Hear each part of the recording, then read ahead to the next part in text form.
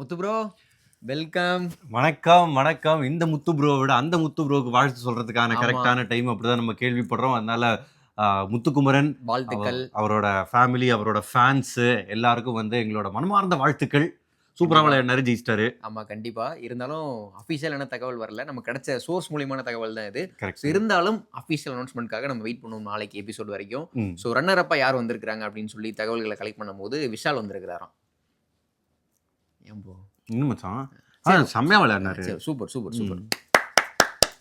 Okay, அவருக்கும் வாழ்த்துக்கள். ஆ, அவரோட குடும்பம், ஃபேன்ஸ். அவரோட ஃபேன்ஸ் அவங்களுக்கும் வந்து எங்களோட மனமார்ந்த வாழ்த்துக்கள். அண்ட் தென் செகண்ட் ரன்னரா வந்த என்னையா நினைச்சுக்கிட்டு இருக்கு என்னை பத்தி. சௌந்தர்யா. அவங்களுக்கும் வாழ்த்துக்கள். அவங்களோட அவங்களோட ஃபேன்ஸ் சூப்பர், சூப்பர். எல்லாருக்கும் எங்களோட மனமார்ந்த வாழ்த்துக்கள். வாழ்த்துக்கள், வாழ்த்துக்கள், வாழ்த்துக்கள். அவங்களோட பேக்கரியில இன்னும் நிறைய எக் பஃப்ஸ் வித்து ஆமா. இன்னும் செல்வ செழிப்போட இருக்கிறதுக்கு எங்களோட வாழ்த்துக்கள். வாழ்த்துக்கள், வாழ்த்துக்கள். இன்னும் லிஸ்ட் நீண்டுகிட்டே போகும். இல்ல, இல்ல. ஒரு இதோட episode முடிச்சிடலாம். உள்ளது. இன்னொரு தகவல் என்னன்னா, இன்னும் வச்சிருக்கிறது 2 பேர் தான். ஆக்சுவலி பவித்ராவும் ரயானும் இந்த ஃபைனல் ஸ்டேஜ்க்கு முன்னாடியே எலிமினேட் பண்ணப்பட்டுட்டாங்க. ம். ஸோ அதுவும் ஒரு கிடைச்ச தகவல் தான் அது. ஓகே. ஓகே, அதுவுமே ஒரு தகவல் தான். ம். என்ன ப்ரோ, ட்ரெஸ் எல்லாம் ஒரே ஈரமா இருக்கு. அழுதுட்டீங்களா ரொம்ப இன்னைக்கு எபிசோட் பார்த்து? மச்சான் நான் வேற எப்போ முடியும்னு உட்காந்து 1xல பார்த்தா கூட முடிய மாட்டேங்குது. அப்படி உட்காந்து பார்த்துக்கிட்டு இருந்தேன். ஆனா ஒரு ஒரு ரொம்ப நாள், அதாவது அந்த வீட்டில் இருக்கிறவங்களுக்கு எவ்வளோ நாஸ்டாலஜிக்கா இருந்திருக்கும். நம்ம கண்டிப்பா. பார்க்குறவங்க நமக்கே அச்சோ இப்போ திங்கக்கிழமையிலேருந்து நம்ம நைட் என்ன பார்க்க போறோம் அப்படின்ற ஒரு ஃபீலிங் வந்துருச்சுன்னா உள்ள இருந்தவங்களுக்கு எப்படி இருக்கும்? ஆமா. இப்போ எப்படி ஆனுவல் எக்ஸாம் முடிஞ்சுட்டு ஸ்கூல் விட்டு போகும்போது, எத்தனை நாள் இருந்தேன் இந்த கிளாஸ் ரூம்ல அப்படின்ற மாதிரி ஒரு நினைப்பு தோணும்ல. அந்த மாதிரி தான் இருந்துச்சு கிட்டத்தட்ட. ஆனுவல் எக்ஸாம் முடிஞ்சா சந்தோஷமா தான் இருக்கும். அப்பா இந்த ஸ்கூலுக்கு இனிமேல் வர வேணாம் தான் தோணும். நான்லாம் ஃபீல் பண்ணுவேன் ப்ரோ. நான் சத்தியமா ஃபீல் பண்ணதில்ல. இனிமே படிக்கவே வேணாம் அப்படின்றத ரொம்ப சந்தோஷமா ஏத்துக்கிட்டாள் நான். சரி, ஓகே ப்ரோ. ஃபைனல் வீக் இது. என்னென்ன விஷயங்கள் ரொம்ப ரசிச்சு பார்த்தீங்க நீங்க? ரசிச்சு பார்த்தவன்னு கேட்கறது ஒரு மாதிரி இருந்துச்சு. ஏன்னா இருக்கிற எல்லாரையும் திரும்ப கூட்டு வந்து மறுபடியும் ஒரு சத்திரமாக்கிட்டாங்க. அங்க ஆமா. வந்து ஒரு சில சச்சரவுகளை கிரியேட் பண்ணி ஒரு 4 நாள் ஓட்டணுன்றதான் ஆமா. எய்மா இருந்துச்சு. ஸோ அதுல வந்து ரசிக்கிற மாதிரி விஷயங்கள் ரொம்ப குறைவாக இருந்துச்சு. ஓகே. ஒரு எமோஷனல் ரோலர் கோஸ்டரா தான் உள்ள இருந்துட்டே இருந்துச்சு. திரும்ப திரும்ப அவங்களோட எமோஷன் பத்தி இவங்க ஷேர் பண்றது, இவங்களோட எமோஷன் பத்தி இவங்க ஷேர் பண்றது அப்படின்ற ஆமா. மாதிரி நிறைய விஷயங்கள் அதுக்கப்புறம் தொடர்ந்து சாச்சனா நடந்துட்டே போய் இருந்துச்சு. விஷால பார்த்து நான் நீங்க தான் டாப் 5 வருவேன்னு நினைச்சேன்னு சொன்னது. அதுக்கப்புறம் அதே டயலாக திரும்ப இன்னொருத்தங்க கிட்ட போய் சொல்றது, முத்துக்குமரன்ட்ட போய் யார் சொல்றது. போட்டேன்? இந்த மரத்துல தானே போட்டேன். சரி, பரவாயில்ல. ஸோ இந்த இந்த மாதிரி கண்டென்ட் இருந்துச்சு. அண்ட் இன்னும் நிறைய இருந்துச்சு. போக போக பேசுவோம். கண்டிப்பா ப்ரோ. ஃபர்ஸ்ட் ஆஃப் ஆல் பணப்பெட்டி இந்த வாரம் எப்படி போச்சு? செம்மையா இருந்துச்சு. த்ரில். நான் இந்த விளையாட்டை வந்து எக்ஸ்பெக்டே பண்ணல. சரி வைப்பாங்க, யாராச்சும் ஒருத்தர் எய்ம் பண்ணுவாங்க அப்படின்ற மாதிரி நானும் எக்ஸ்பெக்ட் பண்ணிட்டு இருந்தேன். மேக்ஸிமம் நான் ரயன் கிட்ட தான் அந்த நம்பிக்கை வச்சிருந்தேன். எப்படி ஒரு பணப்பெட்டி எடுத்துட்டு வர அப்படின்ற மாதிரி ஒரு விஷயத்தை யோசிச்சுட்டு இருந்தேன். பார்த்தா பணப்பெட்டியும் உண்டு, நீங்களும் விளையாட்டில் தொடரலாம். ஆனால் ஒரு ட்விஸ்ட் அப்படின்ற மாதிரி வெளியில் பணப்பெட்டி தூக்கிட்டு போய் வச்சுட்டாங்க. அதுவும் கிட்டத்தட்ட இப்போ முத்துக்குமரன் 50,000 எடுத்துட்டு வந்தாரு. அதெல்லாம் முடிக்கிறபிள் டிஸ்டன்ஸ் ஆமா. அது. கிட்டத்தட்ட ரயனும் அதை விட அதிக டிஸ்டன்ஸ் இருந்துச்சுன்னு ஆமா. நினைக்கிறேன். பட் ரொம்ப எஃபிஷியன்ட்டா விளையாடினாரு. தான் ஒரு அத்லீட் அப்படின்றத வந்து ப்ரூவ் பண்ணிட்டாரு. நிரூபிச்சிட்டாரு. ஆமா. பவித்ரா ஓகே. ஜாக்லின் தான் மச்சான் நான் வந்து ரொம்ப ஃபீல் பண்ணேன். ஆக்சுவலி எனக்கு அந்த ஃபுல் ரவுண்ட்லயே எனக்கு ஒரு டவுட் இருக்கு. ஓகே, ஓகே, சொல்லுங்க. ஏன்னா இது வந்து இந்த டிஆர்எஸ்க்கு போன மாதிரி கடைசியில நான் ஒரு கிரிக்கெட் கமெண்டேட்டர் தான், எனக்கு அதான் ரிலேட் பண்ண முடியுது.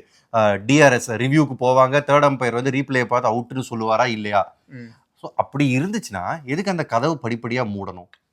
ஒரேடியா மூடி இருந்தா அவங்களுக்கு அந்த கன்ஃபியூஷன் இருந்திருக்காது. அவங்க கொஞ்ச நேரம் அந்த நம்பிக்கையோட உள்ள இருந்திருக்க மாட்டாங்க. இன்னும் ஆமா. கொஞ்சம் அவங்களுக்கு வந்து அந்த காயப்படுறது அப்படின்ற விஷயம் இன்னும் கம்மியா இருந்திருக்குமோன்னு தோணுது. 60 கேமரா இருக்கு, அதை ஆப்ரேட் பண்றதுக்கு ஆளுங்க இருக்காங்கன்றப்போ ஆட்டோமேட்டிக்கா ஒரு கதவு வைக்கிறது கஷ்டமா? இது முத கேள்வி. ஸோ ஆப்வியஸ்லி ஓடி வரவங்களுக்கு கதவு மூடிடுச்சுன்னா நம்மளால வர முடியாதுன்றது ஒரு டிஸ்டன்ஸ்ல இருந்தே கண்டிப்பா. தெரிஞ்சிடும். ஸோ கதவு பாதி திறந்து இருக்கா, ஓகே இப்போ திரும்ப பணப்பெட்டி வேண்டான்ற மாதிரி நினைக்கலாம். உள்ள வந்து அதுக்கப்புறம் அது வந்து ஜாக்லினை அழ விட்டுட்டு ஒரு சில பேர் சமாதானப்படுத்துறது, அதெல்லாம் எனக்கு வந்து அனாவசியமா பட்டுச்சு. அந்த கதவு ஆட்டோமேட்டிக்கா, அந்த கதவு எவ்வளோ செகண்ட்ஸ் டிசைட் பண்றாங்களோ அந்த கதவுல ஆட்டோமேட்டிக்கா அந்த செகண்ட்ஸ்குள்ள மூடிரும். முடிஞ்சா உள்ள வாங்கன்னு சொன்னா சிம்பிளா இருந்திருக்கும். ஆமா. இன்னும் ஃபேரா இருந்திருக்கும். கண்டிப்பா, கண்டிப்பா. அவங்க என்னன்னா க்ளோஸ் பண்ணியிருந்தா அவங்களுக்கு அந்த ஓப்பே கிடைச்சிருக்காது ப்ரோ. எக்ஸாக்ட்லி. அண்ட் அப்படி க்ளோஸ் பண்ணலைன்னா எப்பவுமே இருந்த மாதிரியே இருந்திருக்கட்டுமே. கண்டிப்பா. அப்புறம் எதுக்கு படிப்படியா க்ளோஸ் பண்ணாங்க? அந்த ஒரு கேள்விதான் இருந்துச்சு எனக்கு. கண்டிப்பா. ஆனா இந்த இடத்துல தான் சௌந்தர்யா வந்து ரொம்ப கிளவரா காய் நகர்த்திட்டாங்க அப்படின்னு சொல்லணும். அவங்க திரும்பி இருக்கிறாங்க. திரும்பினோடனே டிஸ்டன்ஸ் ரொம்ப பெருசா இருக்கு அப்படின்னு தெரிஞ்சோடனே திரும்ப ஓடி வந்துட்டாங்க. அதுவுமே ஒரு கிளவரான டிசிஷன் தான். கரெக்ட். ஏன்னா அவங்க எல்லாருக்குமே ஒரு ஆசை இருந்துச்சு. நம்மளும் ஓடணும் அப்படின்ற மாதிரி ஆசை இருந்துச்சு. சௌந்தர்யாக்குமே அந்த ஆசை இருந்துச்சு. ஓடுனாங்க, ட்ரை பண்றாங்க. ஆனா ஒரு பயம் இருந்துச்சு. தப்பு இல்ல. ட்ரை எடுத்துட்டாங்க. திரும்ப வந்துட்டாங்க. ஒரு கிளவர் கேம் அப்படின்றத மாதிரி தான் அதை பார்க்கணும். பவித்ரா அதே மாதிரி தான். பவித்ரா வந்து அடம் பிடிச்சி ஜாக்லின்ட்டு அந்த வாய்ப்பு வாங்கினாங்க. ஆனா போய் எடுத்துட்டு வந்துட்டாங்க பணத்தை. ஸோ அவங்க ஓடின ஸ்பீடுமே ரொம்ப கிட்டத்தட்ட பயங்கரமா இருந்துச்சு. என்னன்னா ஜாக்லின் போகாம இருந்திருக்கலாம். இருந்திருந்தா டஃப் குடுத்துருப்பாங்க. ஆமா. ஆனா அது வந்து கடைசியில சொன்ன மாதிரி ஒவ்வொருத்தருக்கும் ஒவ்வொரு வாய்ப்புன்னு அமைஞ்சிருச்சு. அண்ட் அந்த 2 பசங்களுக்கு வந்து ஆரம்பத்திலேயே அந்த வாய்ப்பை எடுத்துட்டாங்க. என்ன கேம்னு தெரியாதப்பவே அவங்க எடுத்தாங்கன்றதுனால ரிஸ்க் அதிகம். இவங்க வரும்போது கேம் தெரிஞ்சிருச்சு. ஆனா டிஸ்டன்ஸ் கொஞ்சம் அதிகம். ஆமா, அங்க வந்து மாட்டிக்கிட்டாங்க ஜாக்லின். ஆமா. நான் எதனாலும் ஒத்துக்குவேன் ப்ரோ. ம். இந்த முத்துக்குமரன் இருக்காரே, 50,000 அந்த 45 மீட்டர்ஸ் டிஸ்டன்ஸ்ல போய் எடுத்துட்டு வந்தாரு ப்ரோ. ம். அவங்க ஃபேன்ஸ் தானே சொன்னேன். ஆ. ஃபேன்ஸ் எல்லாருமே வந்து ம். உசைன் போல்ட் ரெக்கார்டே வந்து பிரேக் பண்ணிட்டாரு. ப்ரோ நான் சொல்லல ப்ரோ. ரெக்கார்டே பிரேக் பண்ணிட்டாரு. யார் நல்ல தெரியுமா வேளை இவரு? உசேன் போல்ட்டுக்கு தமிழ் தெரியாது.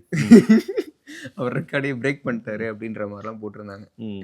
அதை மட்டும் என்னால அக்செப்ட் பண்ணிக்க முடியாது. கலாய்க்கிறதுக்கு போட்டுருப்பாங்க மச்சான். மீம்ஸ் பார்த்திருப்ப நீ. மீம்ஸ்க்கும் என்ன- ஃபேன் பேஜ்க்கும் bro, டிஃபரன்ஸ் இருக்கு. ட்ரோல்ஸுக்கும் இதுக்கும். இல்ல ப்ரோ, தேவரா பாட்டு போட்டு அவருக்கு ஃபயர் விட்டாங்க ப்ரோ. சரி விடட்டும். அதுவும் நான் சும்மாலாம் போடல. உசைன் போல்ட் இவ்வளவு ஓடி இருக்கிறாரு, இவ்வளவு கிலோமீட்டர் ஸ்பீட்ல ஓடி இருக்கிறாரு, இவர் எப்படி ஓடி இருக்கிறாரு அப்படின்ற மாதிரி தான் கால்குலேட் பண்ணி போட்டிருந்தாங்க. அதை முடிச்சிட்டு அண்ணாந்து படுத்துட்டு ஆஹா பண்ணிட்டேன் இந்த மீன் அப்படின்ற டெம்ப்ளேட் மாதிரி தான் மாதிரி. கதி கலங்கி டெம்ப் அப்படின்ற மாதிரி தான் இருந்துச்சு. அவர் ஃபர்ஸ்ட் என்ன சொன்னாரு அதை தான் இங்க தெளிவா சொல்லி ஆகணும். என்னன்னா ஜாக்லினுக்கு வந்து ஒரு இன்செக்யூரிட்டி இருந்துச்சு. 2 நாளைக்கு முன்னாடியே என்னால ஓட முடியாதோ மச்சான், டவுட்டா இருக்கு அப்படின்ற மாதிரி இன்செக்யூரிட்டி இருந்துச்சு. பட் அதை எல்லாத்தையும் தாண்டி உடச்சு போறதா ஒரு டிசிஷன் எடுத்துட்டாங்க. டிசிஷன் எடுத்துட்டே முத்துக்குமரன் வந்து என்ன சொன்னார்னா, கான்ஃபிடன்ஸ் உடைச்சிடாங்க, அந்த புள்ள அது பாட்டு போகட்டும், எதுவும் பேச வேணாம், விட்டுருங்க, எதுவும் கான்ஃபிடன்ஸ் உடைக்காதீங்க அப்படின்ற மாதிரி சொல்லிட்டு இருந்தாரு. ஏதோ ஒரு நல்லவமா அப்படின்ற மாதிரி தான் பேசிட்டு இருந்தாரு. பட் கேம் முடிச்சுட்டு ஜாக்லின் இதை கம்ப்ளீட் பண்ணல அப்படின்ற ஒரு விஷயம் தெரிய வந்தோடனே, அட போமா நான் அப்பவே சொன்னேன், போகாத நம்பிக்கை கொடுக்காதீங்க அப்படின்ற மாதிரி. ஆனா ரயன் வந்து தெளிவா சொல்லிட்டாரு. ரயன் வந்து முத்துக்குமரன் ஒரு விஷயம் பேசியிருந்தாலும் ஜாக்லின் கிட்ட அப்பவே வந்து தனியா உன்னால கம்ப்ளீட் பண்ண முடியாது, பவித்ரா இத்தனை கிலோமீட்டர் ஸ்பீட்ல பண்ணியிருக்காங்க, அதெல்லாம் கால்குலேட் பண்ணி பார்க்கும்போது டோட்டலா 37 செகண்ட்ஸ் எடுக்கும், 42 செகண்ட்ஸ் எடுக்கும் அப்படின்ற மாதிரி ஒரு எக்ஸ்பிளைன் பண்ணிட்டாரு. ஸோ நீ திரும்ப வந்துரு அப்படின்ற மாதிரி அப்பயே அவர் வந்து ஓப்பனா சொல்லிட்டாரு. அது குட் பாயிண்ட் தான். பட் விதி யாரை விட்டுச்சு. ஆமா கண்டிப்பா. பட் ஓகே, பாதியிலே திரும்பி வந்திருந்தா அது ஒரு இன்டெலிஜென்ட் டிசிஷனாக இருந்திருக்கும். நீ கடைசியில் எல்லாரையும் ப்ளேம் பண்ணலாம். பட் கடைசியில் இவங்க தானே இதுக்கு ரெஸ்பான்சிபிள். பட் ஜாக்லினோட கேம் என்னைக்குமே ஒரு ஆர்ட்லெஸ்டே ஆகிற மாதிரி தான். கண்டிப்பா ஒரு டஃப்பான கேம் தான் கொடுத்துருக்காங்க ப்ரோ. அப்படிலாம் பார்க்காதீங்க. இப்போ இருந்தாங்க கண்டிப்பா டஃப் ஃபைட் கொடுத்துருப்பாங்க. அதான் கரெக்ட். அதாவது இன்னைக்கு கூட அந்த லுக் பேக்னு சொல்லிட்டு இந்த மெமரிஸ்லாம் காமிச்சிட்டு இருந்தாங்களா, அதில் வந்து சோக காட்சியா யாரெல்லாம் அழுதாங்கன்னு காமிக்கிறப்ப எல்லா இடத்துலையும் ஜாக்லின் தான் இருந்தாங்க. அவங்க எல்லாரும் பக்கமும் பக்கமாக போய் அழுதுருக்காங்க. செம்மையாக விளையாடினாங்க, ஸ்ட்ராங் கண்டெஸ்டட், அதெல்லாம் இல்லைன்னு சொல்ல. பட் எமோஷ்னலாக வந்து அவங்க ரொம்ப எமோஷ்னலாக நம்பி இந்த ஃப்ரெண்ட்ஷிப்பு அதில் நடக்கிற ஒரு சின்ன சின்ன பிழைகள், துரோகம் அதெல்லாம் ரொம்ப சீரியஸாக எடுத்து அழுதாங்களோ அப்படின்ற ஒரு நினைப்பு வர வைக்குது. ஆமாம், இருந்திருந்தாங்கன்னா கண்டிப்பாக டஃப் கொடுத்துருப்பாங்க. நான் நம்புறேன் நிச்சயமா. அது என்ன இப்போ டைட்டில் ஜெயிக்கிறது முத்துக்குமரன் ஜெயிச்சிருக்க மாட்டா, ஜாக்லின் ஜெயிச்சிருப்பாங்க. அப்படி சொல்ல வரல. வாய்ப்பு இருக்கு. இல்லை, செகண்ட் ரன்னர் அப் மாறி இருக்கலாம், மேபி தேர்ட் ரன்னர் அப் மாறி இருக்கலாம். மேபி மாறி இருக்கலாம். ப்ரோ, ஒரு பக்கம் ஜாக்லின் எவிக்ஷன் பற்றி பேசிகிட்டு இருக்கிறாங்க, ஆனால் இன்னொரு பக்கம் இன்னொரு விஷயம் பற்றி பேசிகிட்டு இருந்தாங்க. சத்யாவும் ஜெஃப்ரியும் பாத்ரூமில் உட்காந்து பாத்ரூம் பக்கத்தில் நின்று சிரிச்சிட்டு இருந்தது தான் பயங்கரமாக இந்த வாரம் ட்ரால் பண்ணப்பட்டுச்சு அப்படின்னு சொல்லலாம். பயங்கரமாக போட்டு திட்டிகிட்டு இருந்தாங்க அவங்க 2 பேர்த்தையும். ஆக்சுவலாக என்ன நடந்துச்சு தெரியுமா? இப்போ சொல்லிரு. அதான் என்னன்னா கொடுத்துரு. என்னன்னா இப்போ ஜாக்லின் வெளியே போகிறப்ப சில பேர் ஆக்டிங் போட்டிருக்கிறாங்கல்ல பொய்யா. உங்களுக்கும் தெரியும், எனக்கும் தெரியும். பேர் சொல்லிடு ப்ரோ. கிட்டத்தட்ட அவங்க ஜாக்லின் க்ளோஸாக இருந்த ஒரு 5-6 பேரை தவிர மற்ற எல்லாருமே ஆக்டிங்காக இருந்த மாதிரி தான் எனக்கு தெரிஞ்சிச்சு. அவங்களுக்கு வந்து ஒரு பியூர் எமோஷன் அங்கிட்ட இருந்து எவிக்ட் ஆகலை அப்படின்ற மாதிரி எனக்கு தெரிஞ்சிச்சு. ஸோ அவங்க ஆக்டிங் போடுறாங்க அப்படின்ற விஷயம் நமக்குமே தெரிஞ்சிச்சு. நமக்கு நம்ம இங்கே உட்காந்து சிரிச்சிருந்தோம், அவங்க அங்கே உட்காந்து சிரிச்சாங்க, அவ்வளோதான். அவ்வளோதான் டிஃப்ரென்ஸ். ஆமாம். ஸோ இதில் ரொம்ப ட்ரோல் பண்ண அவன் மனசில் தோணி இருக்கு, சிரிச்சிருக்காங்க. ஆமாம். இருந்தாலும் அந்த சப்பாத்தி மேட்ரு கவனிச்சிங்க. அதுதான் இருக்கிறதே ஹிலரியஸாக இருந்துச்சு. அதுக்காக அவங்க சப்பாத்தி சாப்பிடாம இருக்க முடியும். சப்பாத்தி தான் இருக்குன்னா சப்பாத்தி தான் சாப்பிட போகிறாங்க. சப்பாத்தி சாப்பிட்டுக்கிட்டு இருக்கீங்க அப்படின்ற, எனக்கு பசிக்குது நான் சாப்பிட்றேன். ஏன் இதுக்கு முன்னாடி இவங்க எல்லாமே வெளியே போன அன்னைக்கு இவங்க அடுத்த நாள் என்ன ஃபுல் டே உண்ணாவிரதம் மாதிரி தாங்க. ஒருத்தர் வெளியே போக போக அடுத்த வேலை சாப்பாடை சாப்பிட்டுட்டு தான் இருந்தாங்க. வெளியே போனவங்க அடுத்த நாள் நம்ம ஞாபகம் வச்சிருப்போம், அவங்களே மறந்த மாதிரி தான் நடந்துகிட்டு இருப்பாங்க. யார் போனப்போ இவங்க பெருசாக ஃபீல் பண்ணல மாதிரினா தெரியலையே. அந்த ஒரு நிமிஷம் ஃபீல் பண்ணுவாங்க. அந்த அந்த லுங்கி பிராண்டை வந்து கையில் கொடுத்துட்டு அந்த கதவு திறந்து போய் அவங்க டிவிலேருந்து பாய் பாய் சொன்னதுக்கப்புறம் யாரா நீன்ற நிலைமையில தான் இவங்க கேம் போயிட்டு இருந்துச்சு. எடுத்துக்காட்டா சாச்சனாவை அண்ணன்மார்கள் எல்லாரும் மறந்த மாதிரி அப்படின்னு சொல்லலாம். ப்ரோ, தர்ஷிகாவை பார்க்க பாவமாக இருக்கு ப்ரோ. ரொம்ப இல்லை மச்சான், பட் பரவாயில்ல, கொஞ்சம் கரேஜஸாக ஃபேஸ் பண்ணாங்களே. இல்லை, இப்போ வந்து அவங்களுக்கு ஒரு தைரியம் வந்துருச்சு அப்படின்னு. வெளில நிறைய ஃபேஸ் பண்ணிட்டு வந்துட்டாங்க. உள்ள வந்து என்ன உண்மை அப்படின்றதே ஒரு தீவிர எக்ஸ்பிளனேஷன். ஆனால் உள்ள நடந்தது கொஞ்சம் அக்செப்டபுளாக இருந்துச்சு அவனுக்கு. ப்ரோ இல்லை ப்ரோ, இப்போ விஷால் தர்ஷிகா சொன்ன பாயிண்ட்டுக்கு தான் நான் வரேன். இப்போ விஷால் அன்ஷிதா கிட்ட இப்போ எப்படி இருக்காரோ, ஒரு சேம் பேக் ஒரு 50 நாளைக்கு முன்னாடி தர்ஷிகா கிட்டே அப்படி தான் இருந்தார். அதை ஒத்துக்கிட்டான். இந்த அளவுக்கு க்ளோஸ் ஆகல மச்சான். இந்த அளவு உண்மையிலேயே ஒரு அன்னியன் தெரியுது. ஓகே. ஸோ இந்த அளவுக்கு க்ளோஸாக இல்லை. நானும் இந்த ஷோ இந்த மாதிரி 100 நாளைக்கு மேலே பார்த்துருக்கேன். இந்த அளவுக்கு அந்யோன்யம், இந்த கெமிஸ்ட்ரி அந்த கப்பல் கிட்ட இருந்துச்சானா இல்லை. ஏன்னா இந்த தர்ஷிகா தூங்கினதுக்கு அப்புறம் ஒரு அன்சிதா வந்து தனியா பேசுவாரு. ஆமா. இந்த தடவ அன்சிதா தூங்கின அப்புறம் தர்ஷிதா கிட்ட தனியா பேசவே இல்லையே. இவங்க தான் பேசவே இல்லையே தர்ஷிகா விஷால்ட்ட ஆமா, போய். போறதுக்கு முன்னாடி ஒரு டிப்ளமேட்டிக்கா ஹாய் பாய் சொன்னாங்க. ஆமா. அதுக்கப்புறம் மத்த ஃப்ரெண்ட்ஸ் கிட்ட 2, 3 வார்த்தைகள் புலம்புனாங்க. ஆமா. அது எனக்கு உண்மையிலேயே பாவமா இருந்துச்சு. ஆமா. அதுக்கு ரவீந்திரன் வந்து இவர தர்ஷிகாவே வம்புக்கு இழுத்தாரு. ஆமா. அதெல்லாம் அதையும் ரொம்ப பார்த்தேன். ஓவரா இருந்துச்சு. ஆமா. ம். ரவீந்தர் தேவையில்லாத வேலை அது. என்ன பஞ்சா பண்ணிக்கிட்டு இருக்காரு? என்ன பண்ணாரு? எதுக்கு அந்த வீட்டுக்குள்ள இந்த திரும்ப இந்த வந்தாரு? வாரம் இந்த வாரம் ம். சொல்லுங்களேன். தர்ஷிகா கூட சண்டை போட்டாரு. ம். அப்புறம் முத்துக்குமரன்ட்ட திட்டு வாங்குனாரு. அவ்வளோதான். முத்துக்குமரன்ட்ட என்ன நான் தான் உனக்கு பிஆர் பண்ணியிருக்கேன்னு சொல்லிட்டு இவரோட ஸ்கோர அவர் வாங்கிக்க பார்த்தாரு. ஆமா.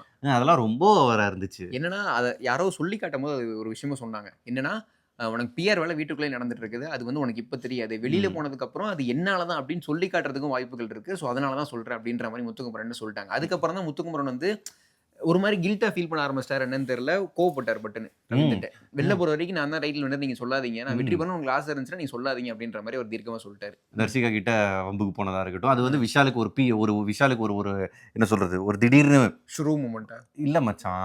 அது என்ன சிம்பத்தி.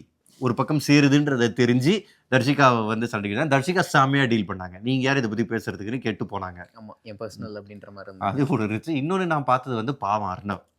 ஒரு சமயம் நான் அவருக்கே ஃபீல் பண்ணிட்டேன் மச்சான். பவித்ரா கிட்ட வந்து அ சாப்பாடு வேணான்னப்போ, ஆமா. "ஏன் ப்ரோ சாப்பிட வேண்டியதானே?" "இல்ல எனக்கு ஒரு சில விஷயம் பிடிக்கல." என்ன பிடிக்கல? என் ஃப்ரெண்ட் வந்து எனக்கு கால் ஷீட் குடுக்க மாட்றாங்க. பேசுறதுக்கு இது டைம் குடுக்க மாட்றாங்க அப்படின்ற மாரி ரொம்ப ஃபீல் ஆமா. பண்ணிருந்தாரு. ஃபோன் பண்ணி 5 நிமிஷம் நீங்க தான் பேசினேன்னீங்களே. ஃபோன் பண்ணி 5 நிமிஷம் தாம்மா பேசினேன். அதுக்கு மேலலாம் பேசல. பாவம் அவருக்கு ரொம்ப ஹர்ட்டிங்கா இருந்துச்சு. என்னன்னா, பவித்ரா வந்து கேட்கிற ஜோன்ல தான் ஃபர்ஸ்ட் இருந்தாங்க. என்ன பவித்ரா எல்லாம் தெரிஞ்சுட்டு நீ ஏன் இப்படி பண்ற? அப்படின்ற மாரி அர்ணவ் சொல்ட்டாரு. ம். அதுக்கப்புறம் பவித்ராவே கன்சோல் ஆயி, சரி உங்க விஷயம் எனக்கு வேணாம். இன்னும் 2 நிமிஷம் கூட பேசியிருக்க மாட்டாங்க. அப்புறம் பவித்ரா வந்து, சரி உங்க விஷயம் எனக்கு வேணாம். எல்லா விஷயத்தையும் கேட்டுக்கிட்டு வேணான்ற அப்படின்னாரு. என்னன்னா, இவர் தான் ஒரு விஷயத்த திணிக்க வந்தாரு. புலம்பணும், ராண்ட் பண்ணணும் ஆமா. அப்படின்ற மாரி இருந்தாரு. ம். பவித்ரா ஒதுங்கி போறப்ப, எங்க ஓடவா பாக்க அப்படின்ற மாரி புடிச்சு இழுக்கிறதுக்கு பண்ணாரு. இல்ல மச்சான். ஏன்னா இந்த வீட்ல நீ நெனச்சுக்கோயேன். இவருக்கு புரிஞ்சது என்னதுன்னா, நீ எப்ப இந்த மாரி புலம்பல், இந்த ராண்ட்லாம் பண்ண முடியும்னா, இன்னொருத்தன் உன் பேச்ச கேட்கும்போது தான் நீ பண்ண முடியும். தனியா கண்டிப்பா. இதெல்லாம் போய் கேமரா முன்னாடி சொன்னா லூசுன்ருவாங்க. ஆமா. ஸோ யாராவது ஒரு கம்பெனி வேணும். அண்ட் பாவம் அவரு வெளியில போன விதத்துல யாருமே அவருக்கு ஃப்ரெண்ட்ஸா இல்ல அந்த வீட்ல. ஆமா. அவர் வெளியில போன விதமா இருக்கட்டும், திரும்ப வீட்டுக்குள்ள வந்தப்ப பண்ண விஷயங்களா இருக்கட்டும், எல்லாமே அவருக்கு ஒரு பேக் ஃபயரா தான் அமைஞ்சிருக்கு. ஆமா. ப்ரோ, ம். நாளைக்கு இந்நேரம் அஃபிஷியலா தெரிஞ்சிரும். எஸ். யார் கை உயரத்துல இருக்கு அப்படின்றது. ம். எம்கே. பை.